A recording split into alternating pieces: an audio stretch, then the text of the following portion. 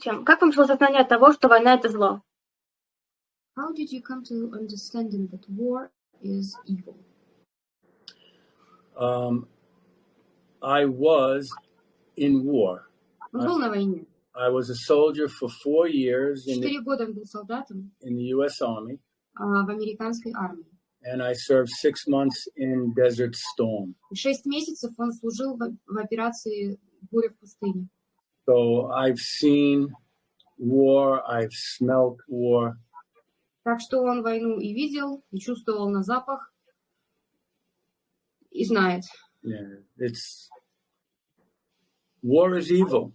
Война — это зло. But unfortunately, sometimes it is a necessary evil. Но, к сожалению, иногда так бывает, что война — это неизбежное зло. Джон? John, what would be your answer to the question? How did you realize that war is evil? Well, I think instinctively everybody knows it's evil. Ну, Джон говорит инстинктивно, наверное, каждый знает, что война — это зло. But I don't know if evil is quite the right word for it, Но, может быть, because зло — это не совсем точное слово. it really depends on the reason. Все очень зависит от причины. For instance, when Russia went to war against Ukraine, it was not evil. It was in defense of the Ukrainian people. It was in defense of the people of Donbass. Ну, то есть в ситуации войны с Украиной Россия вынуждена была пойти на эту войну для того, чтобы защитить людей Донбасса. And in cases like this, that's noble. И в данном случае это благородная причина. I agree. Согласен. I agree. The special military operation it's well needed. СВО, специальная военная операция, она была необходима, говорит Дэн. What is evil is the Ukrainian military bombing their own people and killing their own people for 10 years. И зло в данном случае это то, что Украина бомбит своих собственных, по сути, своих собственных людей, гражданских людей все эти годы. Вот это зло. When a military bombs civilian people. Когда военные бомбят гражданских. And children. That's evil. Людей, гражданских детей. Вот это зло. But Russia going into Ukraine is not evil. Но то, что Россия зашла на Украину, это не зло. And one more thing about this is, you know, when you have governments like the American government, where they are profiteering off of war, so they create wars all over the world. И еще одно по этому поводу, что Джон хотел бы сказать. Когда правительства, такие как американское правительство в данном случае, получают огромную выгоду от того, что эта война существует, that's evil and insidious. Это вообще зло в последней крайней степени. Мы с тобой недавно общались. Вы вернулись из Донбасса. Расскажите нашим зрителям о том, как там сейчас, что вообще происходит. We communicated with you not very long ago. You have just returned from Donbass. Can you please share about what you've seen just now, what's going on there now? Well, you know, I took Masha here.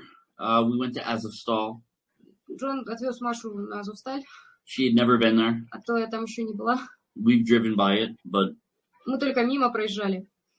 But it's a whole different experience actually going in, because it's such a massive area that's, you know, it's a steel plant. Everything is so heavy duty there, and it's twisted. Но заехать на саму территорию завода — это совсем другие ощущения, совсем другое впечатление, потому что это огромная территория, это завод, это Азовсталь, огромная территория, и, конечно, там совсем по-другому себя ощущаешь, чем когда просто проезжаешь мимо этого завода.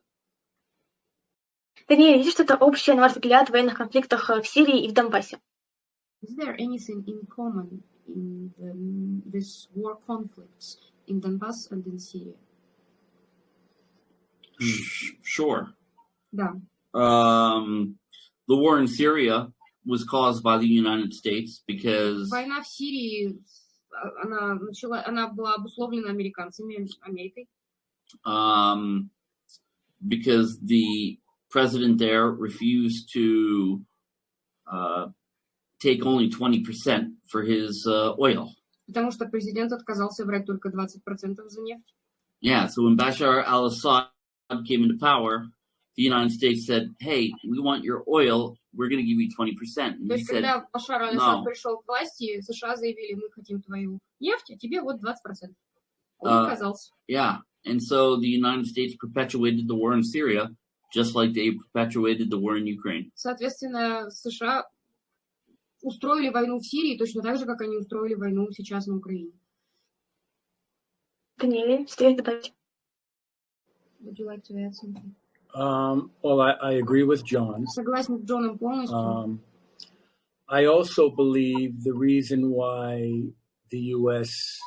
invaded Syria was because of the central bank. The Central Bank of America, the Rothschild family. So in the year 2000, Вот Дэн говорит, что еще одной причиной, почему война в Сирии началась, потому что это произошло из-за Центробанка, из-за Ротшильдской семьи. so in the year 2000, there were 7 countries that didn't belong, that wasn't signed with the central bank. В 2000 году существовало 7 стран, которые не были связаны с Центробанком. This is my opinion because Это его мнение. I've done a lot of research. So, Iraq, Ирак, Afghanistan, Афганистан, Syria, Сирия, Libya, Ливия. Somalia, I believe was one.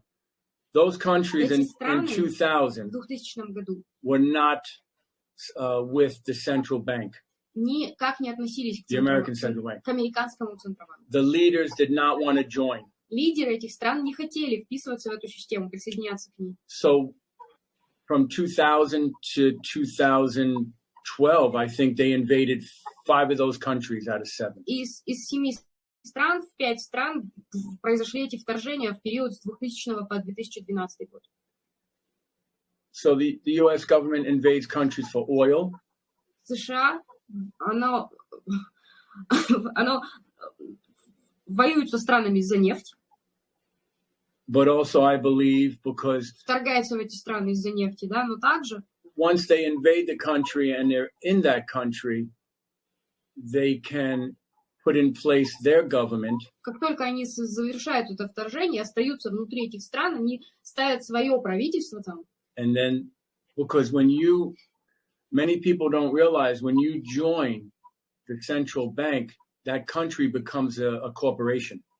Очень многие люди не знают такого факта, что когда страна присоединяется к американскому Центробанку, то эта страна становится корпорацией. And we don't have to talk about it now, but John F. Kennedy was assassinated because he did not want to have the Rothschilds family, the central bank in America. И сейчас не хотел бы углубляться в эту тему, но вот Дэн сейчас сказал, что Кеннеди убили за то, что он не хотел, чтобы США присоединялась к Центробанку и было под контролем Ротшильдской семьи. That can be another discussion for another interview. Для другого интервью. В чем причина конфликта на Донбассе, на ваш взгляд? In your opinion, what is the reason of the conflict in Donbass? I believe that so Faina, when I speak to you about the U.S. government or the intelligence agencies in America, I'm only talking about the 5 or 10% of those institutions that are corrupt. Фаина, когда он говорит с тобой о американских спецслужбах, вообще об американском правительстве, он говорит только о 5, может быть, 10% топ-менеджменте этих организаций. So I believe that certain families, certain powerful and rich families that run these intelligence agencies and the government were planning to attack Russia through Ukraine. Дэн считает, что есть некоторое количество влиятельных, богатых семей, которые на самом деле управляют страной, управляют этими спецслужбами, и они давно планировали напасть на Россию, и они нападают на Россию через Украину, посредством Украины. American people, America, it's a beautiful country and the people are good, but unfortunately, the people who run the country have been infiltrated. А простые американцы, обычные люди, это прекрасные люди. Америка классная, хорошая, красивая страна, но, к сожалению, она находится под контролем вот этих семей. So their plan was, so you had the Orange Revolution. Соответственно, была оранжевая In революция, 2014, they replaced the president был заменен президент with an actor. на актера. But so the plan, they knew they can control him, То есть это был человек, которого можно было контролировать, and their plan was to build up the Ukrainian military. и план был развивать военную силу Украины. NATO is in Ukraine, НАТО было на Украине. and their plan was to eventually attack И Russia план был в итоге напасть на Россию through Ukraine. посредством Украины. Какие экономические причины сыграли важную роль в развитии конфликта на Донбассе? What do you think are the important economic reasons that caused the conflict in Ukraine?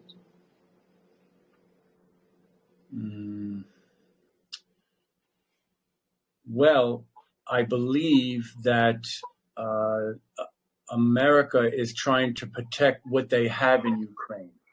Дэн считает, что Америка пытается защитить то, что у них есть, свою собственность на Украине.